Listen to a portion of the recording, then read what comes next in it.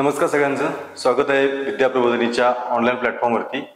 मी संतोष तुमच्या सगळ्यांचं स्वागत करतोय. आपली ही जी स्टेट बोर्डची आपण सिरीज सुरू केली ज्यामध्ये आपण सायन्सचे स्टेट बोर्ड बघत होतो. काल आपण एका व्हिडिओमध्ये सायन्सचा निम्मा पार्ट डिस्कस केला होता. लगेच आपण काय करूया की पुढच्या पार्टला सुरुवात करूया आपण.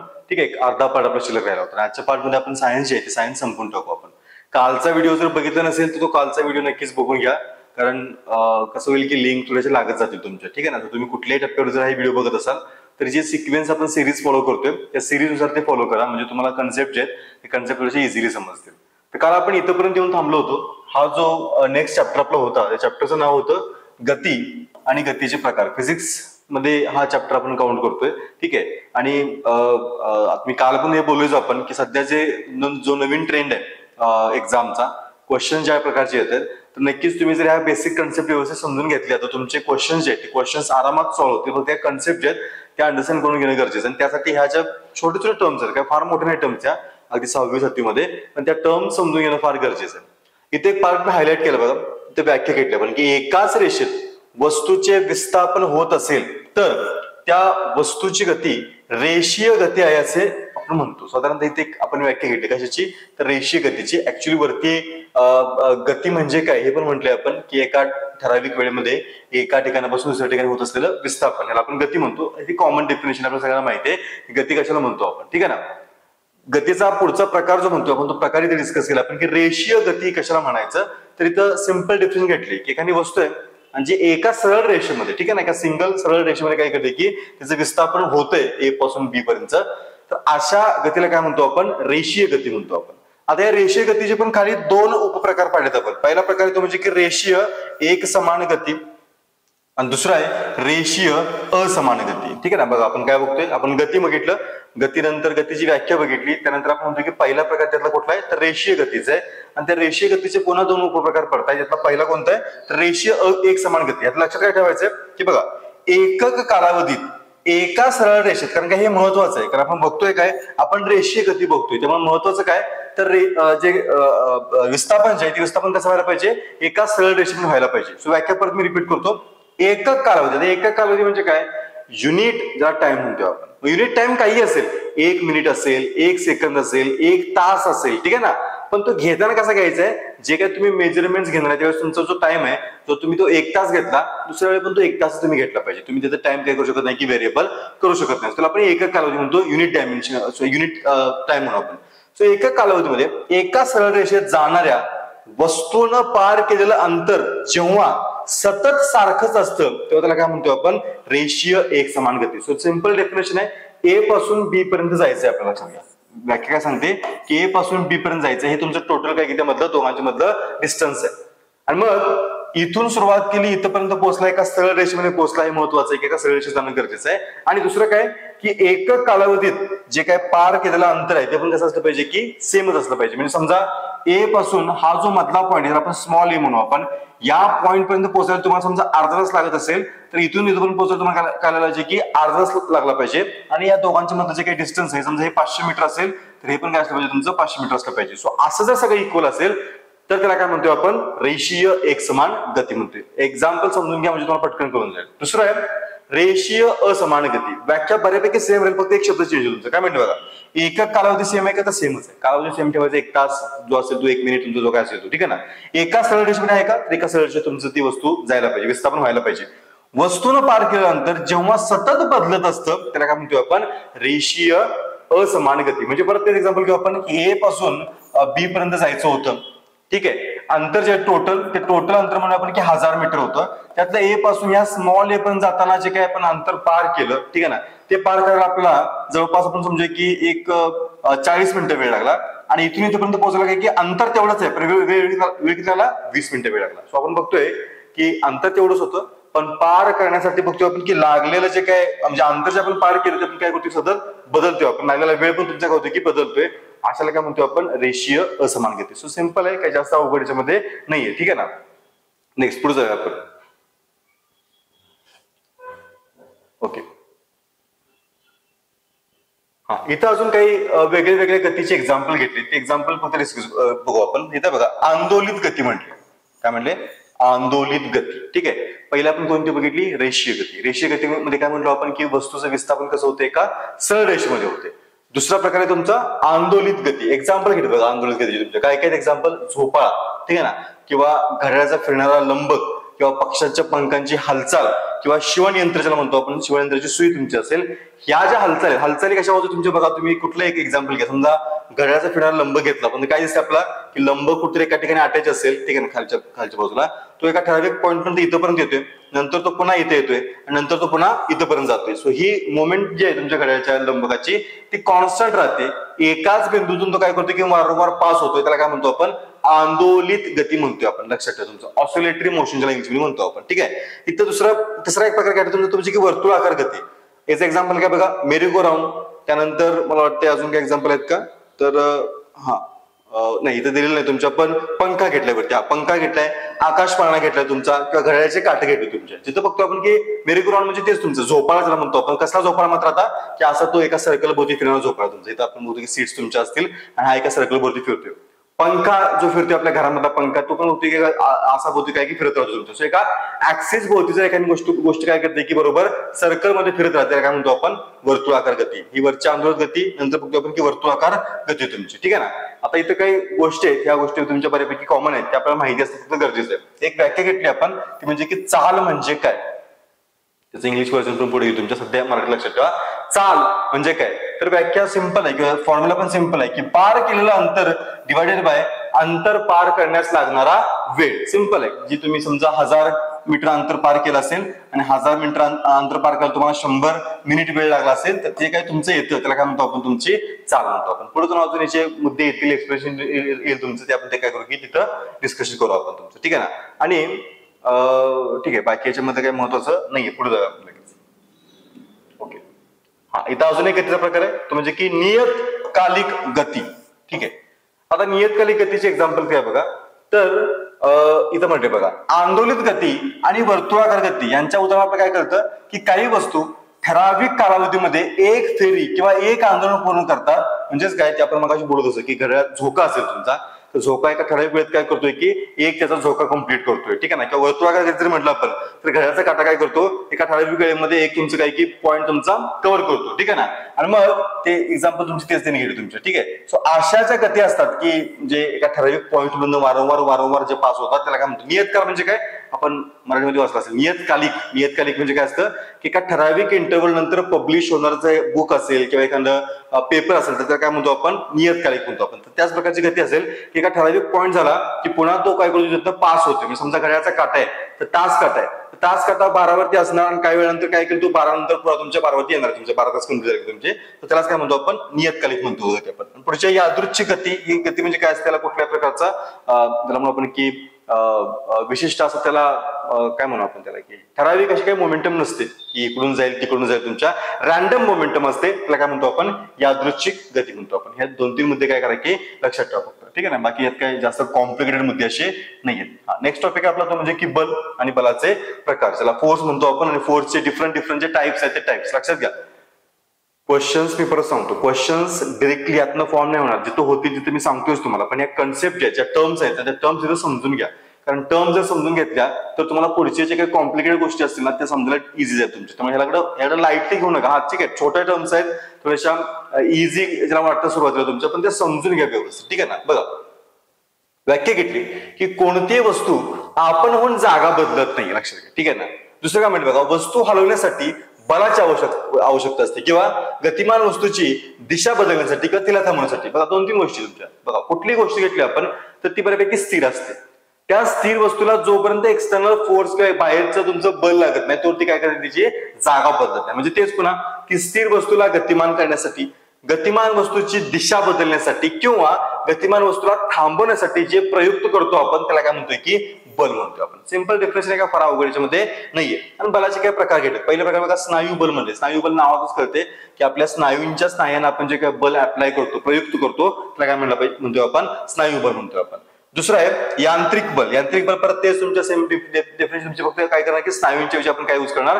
यंत्र यूज करणार तुमचं. ठीक आहे. आणि गुरुत्वीय बल. गुरुत्वीय बल म्हणजे काय? तर पृथ्वी आपली जी आहे ती काय करते की प्रत्येक वस्तूला स्वतःच्या केंद्रकाकडे खेचते. तो जो काय फोर्स आहे त्या फोर्सला काय म्हणतो आपण?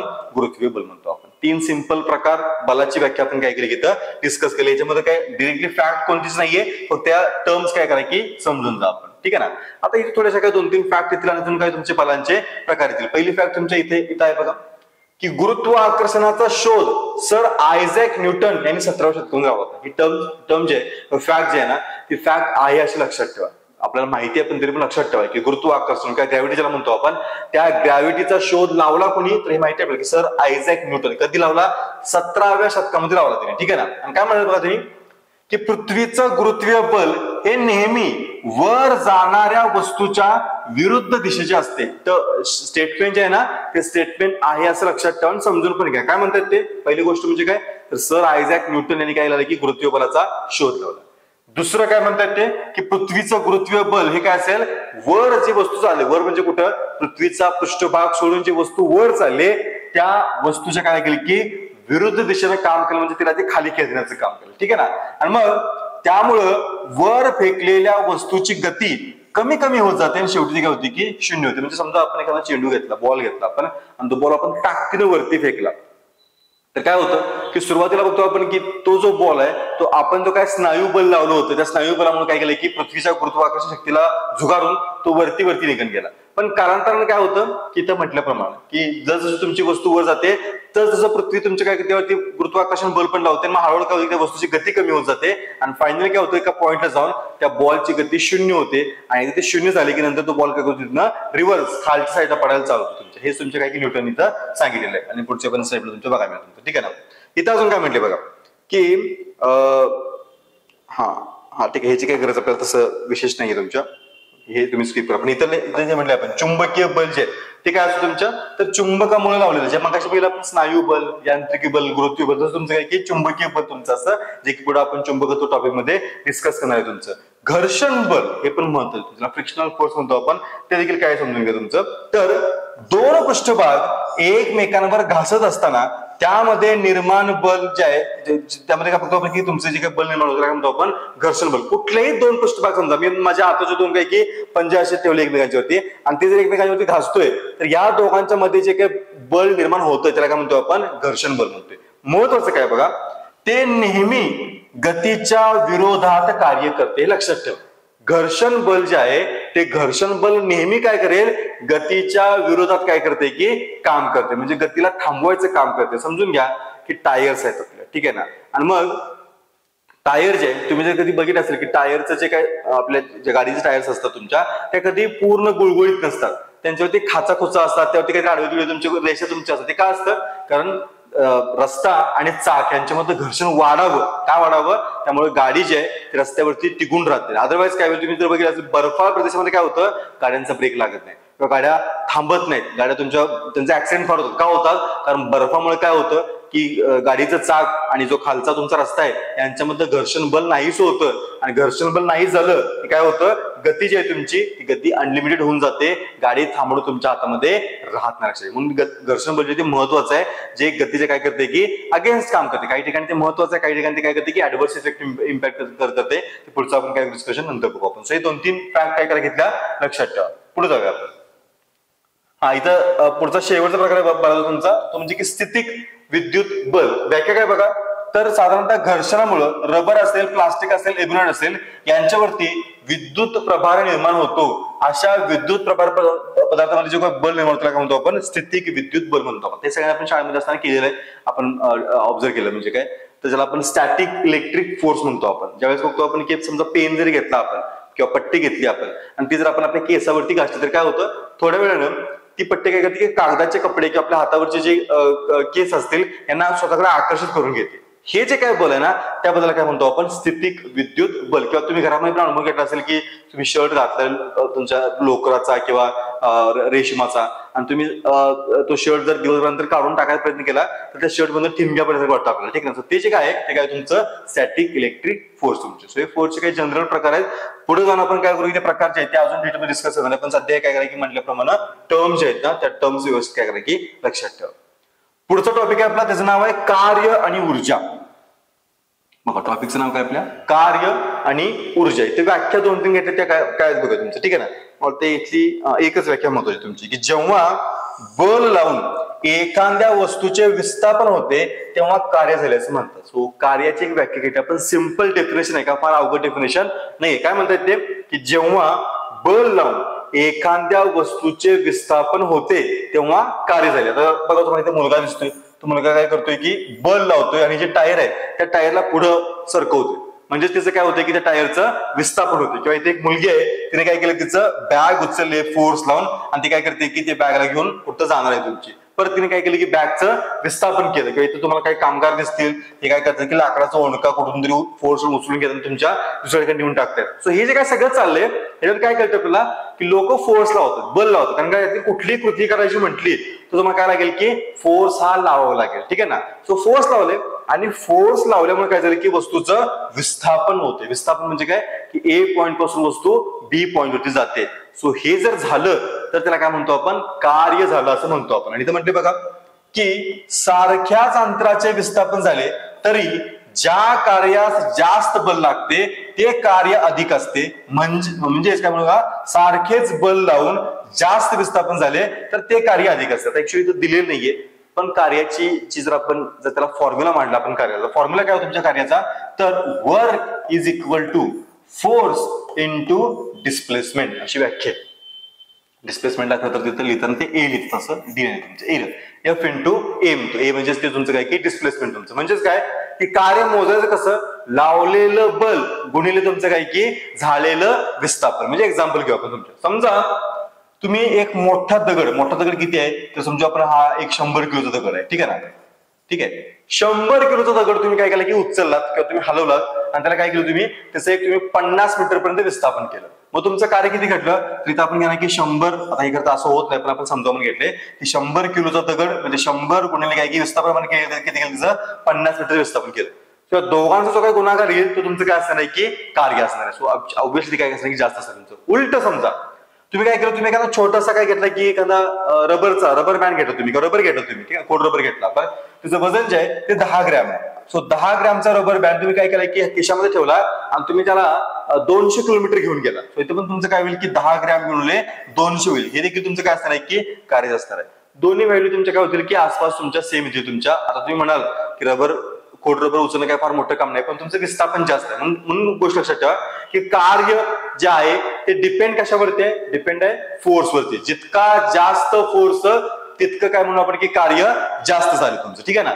दुसरी गोष्ट कुठली आहे तुमची, तर डिस्प्लेसमेंट तुमची. जितकी जास्त डिस्प्लेसमेंट किंवा विस्थापन तितकं कार्य पण तुमचं काय असणार आहे की जास्त असणार. सो दोन्ही गोष्टींवर तुमचं काय असणार की कार्य डिपेंड असते. हे फॅक्ट लक्षात ठेवा. पुढे जाऊन या फॅक्ट आपल्याला काय होणार आहे की यूज होणार आहे की कार्य जे आहे ते दोन गोष्टींवर डिपेंड आहे. पहिलं म्हणजे काय, लावलेलं बल, आणि दुसरं म्हणजे काय, त्या बलामुळे झालेलं तुमचं विस्थापन. ठीक आहे ना. पुढे जाऊया. ओके, हा इथं अजून एक व्याख्या बघा. ती व्याख्या काय बघा, कार्य करण्याच्या क्षमतेला काय म्हणतात, ऊर्जा म्हणतात. काय म्हणतात, व्याख्या समजून घ्यायची. मग आपण त्याचे उदाहरण वगैरे बघू. तुमचं काय म्हणले, कार्य करण्याच्या क्षमतेला काय म्हणतोय आपण, ऊर्जा म्हणतोय आपण, पॉवर ज्याला म्हणतो आपण. पॉवर कशा म्हणतो, वरती एक एक्झाम्पल घेतलं. एक्झाम्पल काय की मैदानावरती फेऱ्या मारण्याचं एक्झाम्पल घेतले आपण आणि बघतोय आपण की प्रत्येकाची बघतोय आपण की फेऱ्या मारण्याची क्षमता जी आहे ती क्षमता कशी असते की वेगळी वेगळी असते, म्हणजे एकसारखी असत नाही. आणि मग त्याच्यावर बघतो आपण त्यांची काय करतो की क्षमता करतो. म्हणजे काय की बघा, समजू आपण की हा एक ट्रॅक आहे जे, किंवा हा हे तुमचं ज्याला म्हणून आपण की एक रस्ता आहे तुमचा. ठीक आहे ना.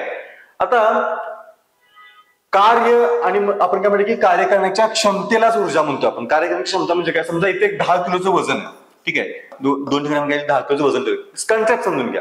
10 किलोचं वजन आहे. ठीक आहे ना. आणि मग एक इथं समजू आपण की एक 25 वर्षाचा तरुण आहे आणि ते म्हणून की 80 वर्षांचे आजोबा आहे तुमचे. ठीक आहे ना.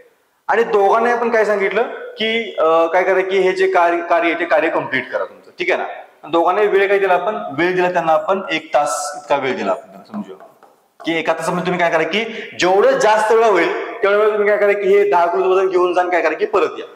आता काय झालं बघा, जो 25 वर्षाचा तरुण होता आता हे अंतर समजू आपण की 100 मीटर अंतर आहे तुमचं. त्याने काय केलं की 10 किलोचं वजन उचललं, इकडे घेऊन गेला, इथं ठेवलं, पुन्हा उचललं, पुन्हा घेऊन आलं तुमच्या दिला. असं त्याने काय केलं की 1 तासामध्ये ना, आता तो तरुण आहे त्याला पॉवर जास्त आहे. लक्षात घ्या, ऑब्व्हियसली तो तरुण आहे, पॉवर जास्त आहे, तो चप्पल जास्त आहे, त्याची हालचाल पण कशी असणार की जास्त असणार तुमची. त्यामुळे तो काय लावेल, जास्त फोर्स लावेल आणि जे विस्थापन आहे ना ते विस्थापन कमी वेळात कंप्लीट करेल. त्यामुळे तो काय केलं की एका तासामध्ये जवळपास हे ज्या फेऱ्या आहेत ना त्या आपण समजूया की 50 फेऱ्या मारेल.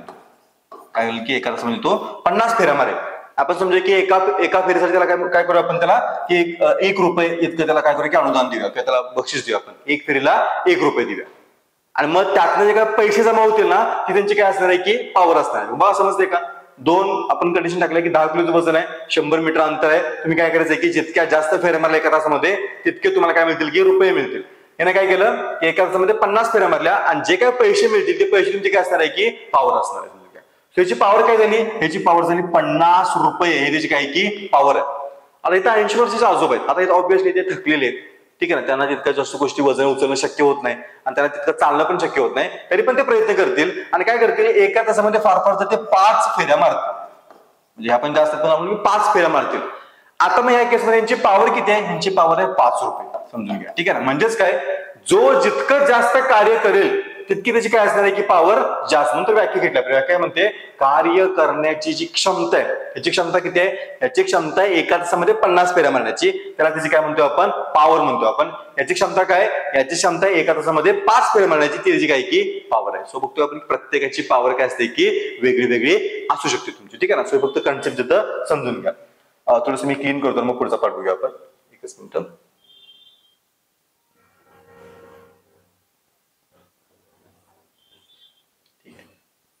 येस, नेक्स्ट काय बघायच्या मध्ये यांत्रिक ऊर्जा, ऊर्जेची रूप म्हटले आपण. म्हणजे ऊर्जा कसं काय असते आपण डिस्कस केलं. आता यांत्रिक ऊर्जा म्हणजे काय बघा की वस्तूच्या, आता ह्या यांत्रिक ऊर्जेचे करता काय बघतो आपण की करतं 2 प्रकार पडले बघा इथे यांत्रिक ऊर्जा. आता बघा समजून घ्या.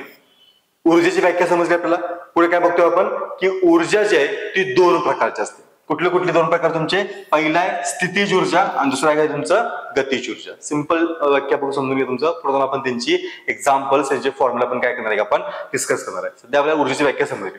आणि काय म्हणतो आपण ऊर्जा 2 प्रकारची असते. कुठले त्यातला पहिला प्रकार म्हणलो आपण की हा मेन प्रकार तुमचा हा आहे कुठला यांत्रिक ऊर्जेचा. आणि ही यांत्रिक ऊर्जा पुन्हा 2 प्रकारची. कुठली तर स्थितीज ऊर्जा आणि गतीज ऊर्जा. व्याख्या सिंपल आहे. काय म्हणते बघा, स्थितीज ऊर्जा म्हणजे काय असेल की वस्तूच्या किंवा पदार्थाच्या स्थितीमुळं, बघा व्याख्यातील तुमच्या शब्दात तुमचे होते, वस्तू किंवा पदार्थाच्या स्थितीमुळं प्राप्त झालेल्या ऊर्जेला काय म्हणतो आपण स्थितीज ऊर्जा म्हणतो आपण. सिंपल डिफरन्स काय करायचं लक्षात ठेवा तुमचं. आणि दुसरी आहे गतीज ऊर्जा. म्हणजे काय, परत तेच की वस्तूच्या किंवा पदार्थाच्या गतीमुळं प्राप्त झालेल्या ऊर्जेला काय म्हणतो आपण गतीज ऊर्जा. एक एक्झाम्पल घेतो म्हणजे मला कळून जाईल, ठीक आहे ना. नदीचं पाणी जे वाहत्या पाण्यामध्ये आपण जर काही नेऊन टाकलं तर ती काय पाणी काय त्याला घेऊन जातो आपल्या बरोबर. सो ही जी काय ऊर्जा आहे ना त्या ऊर्जेला काय म्हणतो आपण गतीज ऊर्जा. ती त्याला का प्राप्त झाली, नदीचं वाहत्या पाण्यामुळे त्याला काय झाली की ती ऊर्जा प्राप्त झाली. लक्षात घ्या, ठीक आहे ना. सो हे तुमचं काय झालं की गतीज ऊर्जेचं एक्झाम्पल झालं. स्थितीज ऊर्जेचं एक्झाम्पल काय होईल, त्याच नदीवरती जर आपण समजा धरण बांधलं तर धरणाच्या मागं जे बॅकवॉटर साठतं ते जे साठवलेलं पाणी आहे त्याला काय म्हणणार आपण स्थितीज ऊर्जा. आता बघा साठवलेलं पाणी आहे आणि ते साठवलेलं पाणी सध्या तरी शांत दिसते, पण आपण समजा की पुढचे धरणाचे दरवाजे उघडले की मात्र आपल्याला कळलं की त्याची पॉवर काय, ठीक आहे ना.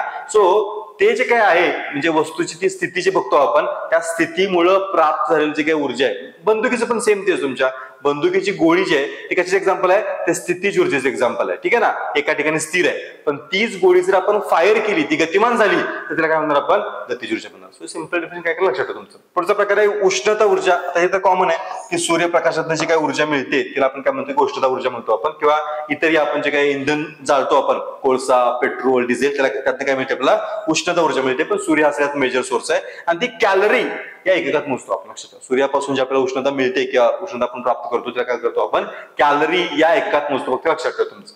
प्रकाश ऊर्जा प्रामुख्याने बघतो आपण की वनस्पती तुमच्या अन्न तयार करतात त्यात काय युज करतात त्या प्रकाश ऊर्जा वापरतात. आणि आपल्याला माहिती की प्रकाश ऊर्जा सगळ्यात मेजर सोर्स काय तुमच्या तर सूर्यप्रकाश हाच तुमचा असेल. सो हे कॉमन गोष्ट फक्त काय करा की वाचून घ्या, लक्षात ठेवा फक्त, ठीक आहे. पुढे जाऊया आपण. नेक्स्ट पुढं ध्वनीची ऊर्जा पण नेहमी मेन्शन केलं तुमच्या की ध्वनीमुळे देखील बघतो आपण की एक ध्वनी देखील तुमचं काय की ऊर्जेच एक रूप आहे. कॉमन आहे लक्षात ठेवा तुमचं. रासायनिक ऊर्जेचं प्रतिनिधी घेतले तुमच्या की ज्या लेड ऍसिडिक बॅटरी तुमच्या असतील तर त्या काय करतात तुमच्या रासायनिक ऊर्जा म्हणजे काय केमिकल्स असतात आणि ते केमिकल्स काय करतात की वेगवेगळ्या प्रकारची ऊर्जा निर्माण करण्याचं काम करतील. सो कॉमन फेनॉमेना तुमच्या काय फार अवघड गोष्टी नाहीये, तुम्ही फक्त वाचून ठेवलं तरी सफिशियंट तुमच्या असतील. येस. नेक्स्ट पुढचा टॉपिक आपला ध्वनी नावाचा टॉपिक आहे. इथे काय फार मोठं डिस्कशन आहे ध्वनीचं, थोडक्यात बघू आपण. नंतर चॅप्टर जे येतील ना त्यामध्ये ध्वनी टॉपिक तुमचा अगदी विस्तृतपणे आपण डिस्कस करणार आहे. तर म्हणजे बघा ध्वनिशास्त्र, ज्यामध्ये ध्वनी, नाद, आवाजाची निर्मिती, प्रसारण आणि त्याचा परिणाम याच्याबद्दल जिथं अभ्यास केला जातो त्याला काय म्हणतो आपण ध्वनिशास्त्र. व्याख्या लक्षात ठेवा, अवघड पण फार जास्त नाहीये, तुम्हाला कळून जाईल तुमचं. ठीक आहे ना. पुढचं महत्वाचं आहे, ध्वनीची तीव्रता जी आहे ती आपण डेसिबल या एककामध्ये मोजतो. हे मात्र लक्षात ठेवा की ध्वनीची तीव्रता मोजण्याचं युनिट किंवा एकक काय तर डेसिबल त्याचं एकक लक्षात ठेवा. ठीक आहे ना. आणि आपल्या घशामध्ये स्वरयंत्र नावाचा एक अवयव असतो, ते तुम्हाला इथे दिसेल बघा, म्युझिक काय म्हटले आपल्या घशामध्ये स्वरयंत्र नावाचा अवयव असतो. त्या अवयवामुळे काय करतो आपण ध्वनी निर्माण करू शकतो. लक्षात ठेवा फक्त काय म्हणतो आपण स्वरयंत्र नावाचा अवयव आपल्या कुठं असतो की घशामध्ये असतोय, ज्यामुळे काय करू शकतो आपण ध्वनी निर्माण करू शकतो आपण. ठीक आहे ना. आता इथे महत्वाचं बघा, ध्वनी ऐकू कसा येतो, म्हणजे आपल्यापर्यंत ध्वनी पोहोचतो कसा, लक्षात ठेवा. हे फार महत्वाचं, इंटरेस्टिंग महत्वाचं आहे. बघा हा बाकी सगळ्या गोष्टींची गरज नाहीये. हा इथं म्हणते बघा, आपल्या कानामध्ये काय एक नाजूक पडदा आहे. ठीक आहे. आणि मग कुठल्याही गोष्टींचं कंपन झालं, लक्षात घ्या. आता आपण जे काही ध्वनी निर्माण करतो ना ते पण काही प्रकारचं कंपनच आहे. तो कंपन निर्माण झालं की त्यातनं ध्वनीच्या लहरी निर्माण होतात. ठीक आहे. आणि ह्या लहरी ज्या असतील ध्वनीच्या लहरी मेन्शन केला ध्वनी लहरी म्हणजे ह्या ज्या ध्वनी लहरी आहेत ना त्या ध्वनी लहरींना ट्रॅव्हल करण्यासाठी माध्यमाची आवश्यकता असते. मध्ये स्थायू असेल, द्रव असेल किंवा हवा असेल, पण कोणतं माध्यम पाहिजे. तो माध्यमात ध्वनी लहरी ट्रॅव्हल करत येतील आणि फायनल काय होईल की आपल्या कानाच्या आतमध्ये घुसतील. आपल्या कानाच्या आतमध्ये बघतो आपण की एक पातळ पडदा आहे, ज्याला आपण कानाचा पडदा म्हणतो आपण. त्या पडद्यावरती या ध्वनी लहरी आदळतील आणि एकदा का त्या ध्वनी लहरी तिथं आदळल्या की नंतर बघतो आपण की त्यातून बघतो आपण की त्या जो पडदा आहे तुमचा, तो पडदा आपल्याला काय करतोय की न्यूरॉन्स थ्रू तुमच्या मेंदूला कनेक्टेड आहे आणि नंतर आपण तो आवाज काय करतो की डिकोड करण्याचं काम करतो. सो अशा प्रकारे काय होतं एका गोष्टीचा जो ध्वनी आहे तो आपल्यापर्यंत पोहोचतो. कॉमन आहे, थोडंसं नंतर आपण काय करू की अजून डिटेलमध्ये गोष्टी डिस्कस करू आपण. आता इथं पण हा प्रकाश आणि छायानिर्मिती टॉपिक आहे, 6वीचं विज्ञान आहे, त्यामुळे काही फार मोठ्या गोष्टी डिस्कस केलेल्या नाहीत. फक्त एक दोन फॅक्ट फक्त बघू आपण. पहिला तुमचा फॅक्ट आहे म्हणजे की भारतीय शास्त्रज्ञ सर C.V. रमन यांनी प्रकाशाच्या विकिरणासंबंधाचे रमन परिणाम त्यांनी सादर केला होता. सो हे नीट लक्षात घ्या. C.V. रमन काय केलं त्यांनी प्रकाशाचं विकिरण हा जो पर्टिक्युलर शब्द आहे ना तो प्रॉपर लक्षात ठेवा. एक्झामला ह्याच्यावरती क्वेश्चन तुमचे विचारतील की रमन इफेक्ट जो आहे तो खालीलपैकी प्रकाशाच्या कुठल्या चमत्काराशी निगडीत आहे. म्हणजे खाली टाकतील प्रकाशाचे अपवर्तन, प्रकाशाचे परावर्तन, प्रकाशाचे विकिरण आणि यापैकी नाही. तर आपल्याला सांगता आलं पाहिजे की रमन इफेक्ट जो आहे तो संबंधित कशाचे आहे तर प्रकाशाचे विकिरण याच्याशी काय की तो संबंधित आहे. आणि मग 28 फेब्रुवारी 1928 रोजी त्याने शोध आला होता. आणि त्यानंतर बघतो आपण की तोच दिवस जो आहे म्हणजे कुठला 28 फेब्रुवारी हा जो दिवस आहे तो आपण राष्ट्रीय विज्ञान दिन. बघा दोन फॅक्ट फार महत्वाच्या. पहिली फॅक्ट कोणती तर पहिली फॅक्ट आहे ही की रमन इफेक्ट जो आहे तो रमन इफेक्ट कशाशी संबंधित आहे तर प्रकाशाच्या विकिरणाशी संबंधित आहे. पहिली फॅक्ट.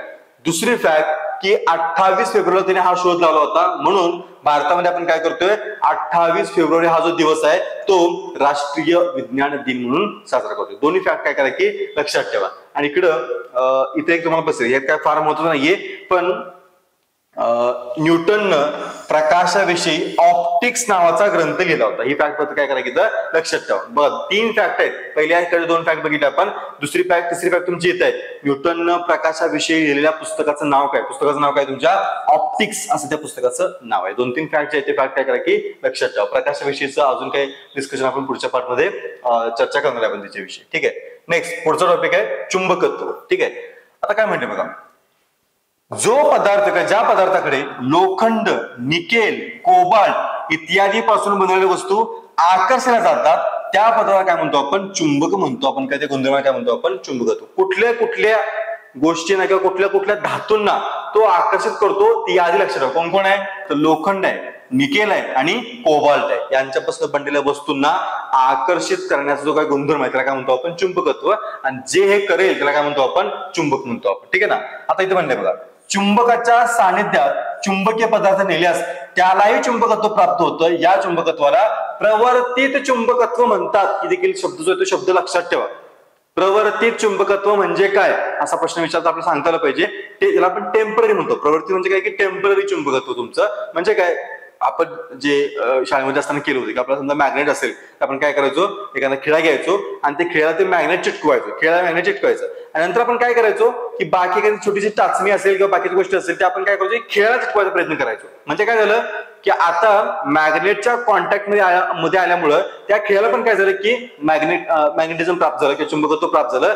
हे जे काय चुंबकत्व आहे त्याला काय म्हणतो आपण, प्रवर्तित चुंबकत्व. हे नीट लक्षात घ्या, ऐकून घ्या तुमचं व्यवस्थित, ठीक आहे ना. पुढं, मॅग्नाइट खडकाचा तुकडा टांगल्यास तो नेहमी उत्तर दक्षिण दिशेने स्थिर राहतो. हे जुन्या काळातल्या लोकांना समजलं होतं आणि याच खडकाला काय म्हणतात, लोडस्टोन असे म्हणतात. म्हणजे जुन्या काळापासून बघतोय आपण की चुंबकत्व शोध लागला कसा, तर मॅग्नाइट जो खडक आहे त्या मॅग्नाइट खडकाचा तुकडा आपण काय केला की जर टांगला तर तो काय होतो की चुंबकाप्रमाणे उत्तर दक्षिण स्थिर राहतो. हे कुणाला कळलं, हे चीन मधल्या लोकांच्या लक्षात झालं, तुमचं लक्षात ठेवा, ठीक आहे ना. आणि नंतर बघतोय आपण की याचा वापर जो आहे तो दिशा शोधण्यासाठी होऊ लागला. जे कंपास म्हणतो आपण, त्या कंपास मध्ये वापर होऊ लागला. आता काय म्हणतो आपण, लोड स्टोन. शब्द लक्षात ठेव, शब्द महत्वाचा आहे, मी स्टार्ट करतो शब्द. लोड स्टोन असं काय म्हणतो शब्दाला म्हणतो, खडकाला म्हणतो आपण, जो काय करतो दिशा शोधायला आपण काय करतोय की यूज करतोय आपण, ठीक आहे ना. इथे म्हणले बघा, हा विद्युत प्रवाहामुळे, लक्ष, हे पण महत्वाचं आहे. टर्म काय बघा, टर्म आहे विद्युत चुंबकत्व. काय म्हणते, विद्युत प्रवाहामुळे खिळ्यांमध्ये चुंबकत्व निर्माण होतं आणि विद्युत प्रवाह बंद केला की चुंबकत्व नाहीसे होतं. त्याला काय म्हणतो आपण, विद्युत चुंबकत्व, ठीक आहे ना. आता हे तुम्ही थोडेसे काही व्हिडिओ बघितले असतील बघा, जिथं डम्पिंग यार्ड असतात. डम्पिंग यार्ड म्हणजे काय की जिथं गाड्या किंवा लोखंडाचं मटेरियल आपण स्क्रॅप करतो ना, त्या ठिकाणी एक मोठी क्रेन असते बघा. आता सगळं मटेरियल खाली जे पडलेलं लोखंडच आहे तुमचं, ठीक आहे ना, ते उचलून या ठिकाणी त्या ठिकाणी जर पोहोचत असेल तिथं आपण क्रेन युज करतो. ती क्रेन कशी असते, तिच्या खालच्या साईडला, म्हणजे त्या क्रेन अशी असते, तुमचं त्या क्रेन स्ट्रक्चर माहिती आहे, आणि खाली आहे ते खाली एक मोठा असा मेटलचा गोल किंवा गोल असं त्याला म्हणजे की मोठा काय म्हणतो गोल असतो तुमचा मेटलचा तुमचा, ठीक आहे. आता ते जे आहे ते परमनंट चुंबक असत नाही, कारण परमनंट चुंबक युज केलं तर काय होईल की गोष्टी चिकटतील त्याला, पण नंतर जाऊन जर आपण त्याला काढायचा प्रयत्न करतो त्याचं निघणार नाही पटकन तुमचं. म्हणून आपण काय करतो की ह्याला आपण इलेक्ट्रिक सप्लाय पास करतो आपण. हे मेटलचं असतो, ते लोखंडाचं असतं, ठीक आहे ना. ह्याला इलेक्ट्रिक सप्लाय पास केला की हे तुमचं लोखंड काय होतं, टेम्पररी चुंबकामध्ये कन्वर्ट होतं. आणि मग तुम्ही गोष्टी चिटकवतो आपण, आणि चिटकून झालं की आपण इच्छित त्याला घेऊन जातो आणि तो इलेक्ट्रिक सप्लाय बंद केला की सगळ्या वस्तू धाडकन खाली पडतो तुमच्या. याला काय म्हणतो आपण, विद्युत चुंबकत्व. हे नीट काय करायचं शब्द लक्षात ठेवा, ठीक आहे. नेक्स्ट पुढचं बघूया आपण. हा, इथे सायंटिस्ट विषयी एक दोन गोष्टी घेतो तुमच्या. ते फक्त मायकेल फॅरेडेचा उल्लेख पुढे पण तुमचे. मायकेल फॅरेडे या ब्रिटिश शास्त्रज्ञानं चुंबकाच्या साह्यानं वीज निर्मितीचे काय केले की तंत्र विकसित केलं. हे फक्त फॅक्ट लक्षात ठेवा. कोण आहे, मायकेल फॅरेडे. शोध काय लावला, तर चुंबकाच्या साह्यानं वीज निर्मितीचं तंत्र विकसित करण्याचं काम कोणी केलं तुमच्या, तर मायकेल फॅरेडेने केलं आपण. आणि ते एक शब्द बघा, मॅग्लेव ट्रेन. मॅग्लेव ट्रेन काय असते, तर विद्युत चुंबकत्व आणि चुंबकाचे प्रतिकर्षण या गुणधर्माचा उपयोग. हे नीट शब्द लक्षात ठेवा. मॅग्लेव ट्रेन म्हणजे कसली ट्रेन, तर विद्युत चुंबकत्व. जे आपण आता डिस्कस केलं की इलेक्ट्रिक करंट पास केला की चुंबकत्व प्राप्त होतं, त्याला काय म्हणतो आपण, विद्युत चुंबकत्व. तर ते विद्युत चुंबकत्व आणि चुंबकाचे प्रतिकर्षण. प्रतिकर्षण म्हणजे काय आपल्याला माहिती आहे की चुंबकाचे दोन एंड असतात किंवा दोन त्याला ध्रुव असतात. हा समजा नॉर्थ पोल आहे आणि हा साऊथ पोल आहे, तर दोघांच्या मध्ये काय असेल, दोघांच्या मध्ये असेल आकर्षण, ठीक आहे ना. समजा हा नॉर्थ पोल आहे आणि हा पण नॉर्थ पोल आहे, तर काय असेल यांच्यामध्ये प्रतिकर्षण. दोघं एकमेकांच्यापासून जवळ येणार नाही, ते लांब जाते तुमच्या, त्याला म्हणतो आपण प्रतिकर्षण. सो विद्युत चुंबकत्व आणि चुंबकाचे प्रतिकर्षण या दोन गुणधर्मांचा वापर करून आपण काय करतोय की मॅग्लेव ट्रेन चालू करतो आपण. आणि मग इथे काय म्हणतो बघा, चुंबकाचे प्रतिकर्षण ट्रेन जे आहे ती रूळ जे आहे यांच्यामध्ये घर्षण बल कार्य करत नाही, आणि ट्रेन जी आहे ती वेगाने तुमच्या काय करते की ज्याला आपण मॅग्नेटिक ट्रेन म्हणतो, मॅग्लेव ट्रेन म्हणतो आपण, की जी रुळाच्या थोडीशी वरती काय करते धावण्याचं काम करते तुमचे, त्याला घर्षण होत नाही, त्यामुळे बघतो आपण ती ट्रेन जी आहे ती ट्रेन फार वेगाने पडते तुमच्या. दोन्ही टर्म्स काय लक्षात ठेवा. मायकेल फॅरेडे त्याने काय केलं की चुंबकाच्या साहाय्यानं वीज निर्मिती शोधली. आणि दुसरं मॅग्लेव ट्रेन. मॅग्लेव ट्रेन कशी काम करते, तर विद्युत चुंबकत्व आणि चुंबकाचं प्रतिकर्षण या दोन मुद्द्यांच्यावरती काय करते ती ट्रेन जी आहे ती काम करते, ठीक आहे. नेक्स्ट, आता शेवटचा एक टॉपिक याच्यामधला असेल ज्याचं नाव आहे विश्वाचे अंतरंग. याच्यामध्ये काय फॅक्ट्स आहेत, त्या फॅक्ट्स काय करायचे नीट लक्षात घ्या तुमचं, ठीक आहे ना. पहिलं, मंदाकिनी. मंदाकिनी नाव कोणाचं आहे, तर आपली जी आकाशगंगा आहे तिचं नाव काय, तर मंदाकिनी. लक्षात ठेवा. बघा काय म्हणलो मी, आपली जी आकाशगंगा आहे त्या आकाशगंगेचं नाव काय, तर मंदाकिनी. ज्याला आपण इंग्लिश मध्ये म्हणतो मिल्की वे म्हणतो आपण, काय लक्षात तुमची, तर ती लक्षात घ्या तुमचं, ठीक आहे ना. आणि मग इथं काय बोललं बघा, व्याख्या, असंख्य तारे आणि त्यांच्या ग्रहमालिका यांच्या समूहास दीर्घिका म्हणतात. आपली सूर्यमाला ज्या दीर्घिकेत आहे तिला आपण काय म्हणतो की आकाशगंगा म्हणतो आपण. आणि त्याला म्हणलं की त्याला आपण काय करतो की हीच आकाश त्याला आपण मंदाकिनी या नावानं ओळखतो आपण. 2-3 फॅक्ट फक्त काय करा की लक्षात ठेवा तुमचं. हबलचं नाव आपण सगळ्यांनी ऐकायचं काय केलं की दुर्बिणीचा शोध आला होता, ते पण माहिती असतं तुमचं की हबल तुमचं काय हे तर काही जास्त महत्वाचं अजून नाही. पुढे जाऊया आपण. हा येस, इथं काही फॅक्ट्स आहेत ज्या महत्वाच्या बघा. मी काही गोष्टी हायलाइट पण केली तुमच्या. ठीक आहे. सूर्य सदृश्यता, ठीक आहे ना. कोणाला म्हणायचं की ज्यांचा आकार सूर्यापेक्षा थोडासा कमी जास्त असेल त्यांना काय म्हणतो आपण, सूर्य सदृश्य तारे. इथे एक्झाम्पल घेते. एक्झाम्पल कोण आहे, व्याध नावाचा तारा आहे जो की सूर्यासारखाच तुमच्या, त्याचा आकार जो आहे ना तो सूर्य इतकाच आहे तुमचा. दुसरा आहे तांबडे राक्षसी तारे. हे कोण असतात की त्यांचं तापमान जे आहे ते 3000 ते 4000 डिग्री सेल्सिअस पर्यंत मर्यादित असतं, पण त्यांची तेजस्विता जी आहे ती सूर्याच्या जवळपास 100 पट असू शकते आणि त्यांचा जो व्यास आहे तो सूर्याच्या 10 ते 100 पट या दरम्यान असतो आणि त्यांचा रंग तांबडा असतो. त्याला काय म्हणतो आपण, तांबडा राक्षसी तारा. दुसरा आहे, तिसरा प्रकार तुमचा महाराक्षसी तारे. यांचं तापमान जे ते पुन्हा 3000 ते 4000 डिग्री सेल्सिअस पर्यंत असतं, पण व्यास जो आहे तो सूर्यापेक्षा शेकडो पट जास्त असतो, म्हणतात काय म्हणतो आपण, महाराक्षसी तारा. पुढचा आहे जोड तारे. आता हे कसं असतं की 2 तारे ज्यावेळेस जोडीने राहतात त्याला काय म्हणतो आपण, जोड तारे म्हणतो आपण. खाली म्हटलंय रूप विकारी तारे, म्हणजेच काय की ताऱ्यांची तेजस्विता आणि आकार स्थिर राहत नाही. त्यांच्यासाठी काय होतं की आकुंचन प्रसरण होत असतं. तारा प्रसरण पावला की तो कमी होते उत्सर्जित करतो आणि तेव्हा तेच काय होतं की कमी होतं. या उलट ताऱ्याचं आकुंचन झालं की तुझं पृष्ठभाग तापमान वाढतं आणि तारा काय होतं की जास्त उत्सर्जित करतो. त्याला काय म्हणतो आपण, तर हे रूप विकारी. विकारी म्हणजे काय की बदलणारे तुमचे, त्याला म्हणतो आपण रूप विकारी तारे. एक्झाम्पल त्याचं काय की ध्रुव तारा. फक्त लक्षात काय ठेवा की रूप विकारी तारेचं एक्झाम्पल काय तुमच्या, तर ध्रुव तारा आहे त्याचं काय की एक्झाम्पल आहे. अजून पण पुढे काही फॅक्ट्स आहेत त्या बघून आपण त्यानंतर आपलं हे संपून जाईल तुमचं. ठीक आहे ना. काही सूर्यमालिकेतले आपले ग्रह आहेत आणि त्या ग्रहांच्या विषयीची कॉमन इन्फॉर्मेशन आहे, पण पाठ करून ठेवा. रॅन्डम क्वेश्चन तुमच्या एक्झामला पडतात तुमच्या. काय काय बघा, पहिलं की पहिला तुमचा बुध.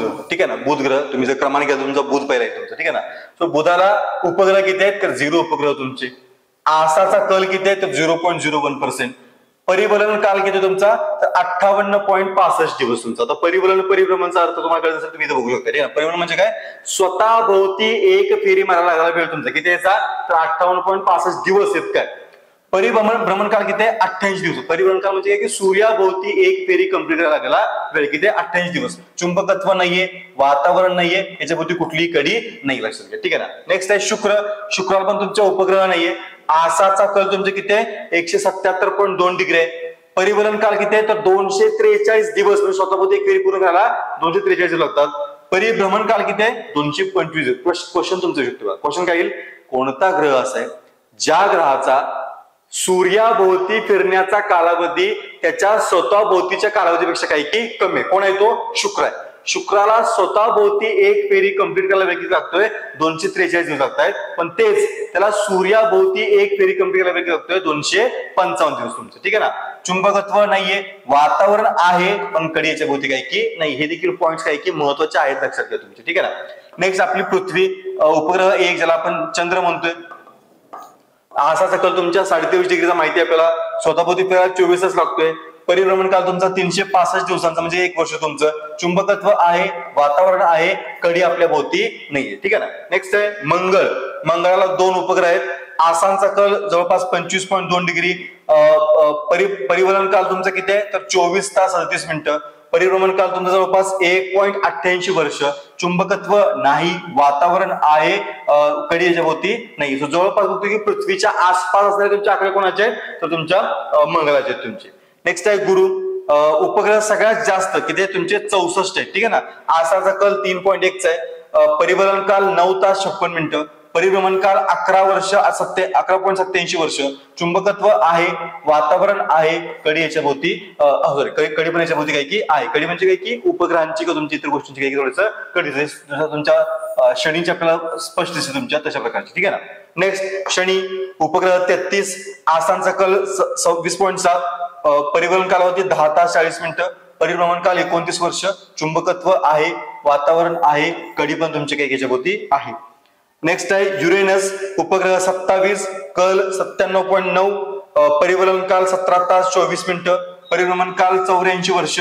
चुंबकत्व आहे, वातावरण आहे, कडी पण याच्या भोवती आहे. लक्षात, कडी असलेले ग्रह कोणते कोणते आहेत, एक तर आपला गुरु आहे, नंतर शनी आहे, नंतर तुमचा आता युरेनस आहे आणि नेपच्यून पण आहे. या 4 ग्रहांच्या भोवती काय की कडी आहे हे लक्षात घ्या. आणि शेवटचा आहे नेपच्यून, उपर 13, आसाचा कल तुमच्या 28.8, परिभ्रमण काल 16.11 मिनिटं, 16 तास 11 मिनिटं, परिभ्रमण काल 164 वर्ष, चुंबकत्व आहे, वातावरण आहे आणि कडी पण याच्या भोवती आहे. ही माहिती जी आहे फार कॉमन इन्फॉर्मेशन आहे, पण तरी पण आपल्याला ती माहिती असणे गरजेचं आहे, पाठ असणे गरजेचं आहे, कारण एक्झामला अशा टाईपचे क्वेश्चन विचारले जाऊ शकतात तुमचे. ठीक आहे ना. आता इथं जे सगळे ग्रह आहेत ना त्या सगळ्यांच्या ग्रहांची विषयी थोडक्यात माहिती घेतली आपण, सगळी बघणार नाही, काही गोष्टी आपण डिस्कस करू. पहिला तुमचा बुध. बुधाचं वैशिष्ट्य काय तर सूर्याच्या सगळ्यात जवळ असणारा ग्रह तुमचा कोणता आहे तर बुध आहे तुमचा. ठीक आहे ना. ठीक आहे, म्हणजे काय बाकीच्या गोष्टीची गरज नाही तुमचं. हा, आणि दुसरं काय की सर्वात वेगवान ग्रह आहे, म्हणजे पृथ्वी सूर्याभोवती एक फेरी मारण्याचं काम लवकर आहे ते तुमचा हा ग्रह करतो. बाकीच्या गोष्टी गरज नाही. दुसरा आहे शुक्र. तो देखील बघतो आपण की सूर्यामधला सर्वात तेजस्वी ग्रह म्हणून त्याला बोलतो आपण. आणि दिसतो कधी बघा, सूर्य आपल्या पृथ्वीवरनं सूर्योदयाच्या आधी पूर्व दिशेला आणि सूर्यास्तानंतर पश्चिम दिशेला, नीट लक्षात घ्या, शुक्र ग्रह दिसतो कधी तर सूर्योदयाच्या आधी आपल्या पृथ्वीवरनं पूर्व दिशेला आणि सूर्यास्तानंतर पश्चिम दिशेला आपल्याला पाहायला मिळतो. आणि याचं वैशिष्ट्य बघा, हा पूर्वेकडून पश्चिमेकडे फिरतो. लक्षात घ्या काय म्हणलं आपण, हा फिरतोय कसा, हा फिरतोय पूर्वेकडनं पश्चिमेकडे. शुक्र हा सर्वात तप्त ग्रह देखील म्हणून आपण काय करतो ओळखतो आपण. नेक्स्ट आपली पृथ्वी, सगळं माहिती आपला तिसरा ग्रह आहे. त्यानंतर चुंबकत्व आहे, त्यानंतर बाकी गोष्टी आपल्याला सगळ्या माहिती पृथ्वीविषयी तुमच्या. पुढचं आहे मंगळ. त्यानंतर बघतो आपण की मंगळावरच्या माध्यमाने काय की लोहाचं प्रमाण जास्त आहे, त्यामुळे तो लालसर दिसतो, त्यामुळे त्याला लाल ग्रह देखील म्हणतो आपण. ठीक आहे. आणि मंगळ ग्रहावर सूर्यमालेतील सर्वात उंच व लांब पर्वत आहे, त्याचं नाव काय बघा, ऑलिम्पस मॉन्स. लक्षात घ्या, मंगळ ग्रहावरती काय म्हणतो आपण, सूर्यमालेतला सर्वात उंच आणि लांब पर्वत तुमचं श्रेणी आहे, त्याला नाव काय, ऑलिम्पस मॉन्स नावाचं. लक्षात ठेवा. ठीक आहे. पुढचे 4 ग्रह बघू आपण. हा, पुढचे 4 ग्रह आहेत आपले, त्यांची वैशिष्ट्य बघू आपण. त्यातला गुरु आपल्याला माहिती की सगळ्यात मोठा ग्रह आहे आणि जवळपास 1397 पृथ्वीकल त्यामध्ये सहज मावतील. वैशिष्ट्य म्हणजे हा वादळी ग्रह म्हणून त्याला ओळखतो आपण. बघा, गुरु जो आहे त्याला काय म्हणतो आपण, वादळी ग्रह, वारंवार त्याची वादळ उठतो तुमच्यामध्ये. शनी वैशिष्ट्य काय याचं तर कडी जी आहे त्याच्या भोवती असताना ती कडीचं काय की वैशिष्ट्य आहे, वस्तुमान जे आहे हे पृथ्वीच्या 95 पट असं त्याचं वस्तुमान आहे, पण त्याची घनता फार कमी आहे. म्हणून असं म्हणतात की जर शनी एखाद्या मोठ्या समुद्रात घेऊन टाकला आपण तो काय समुद्रावरती तरंगेल असं तो काय की ग्रह आहे. लक्षात ठेवा. ठीक आहे ना.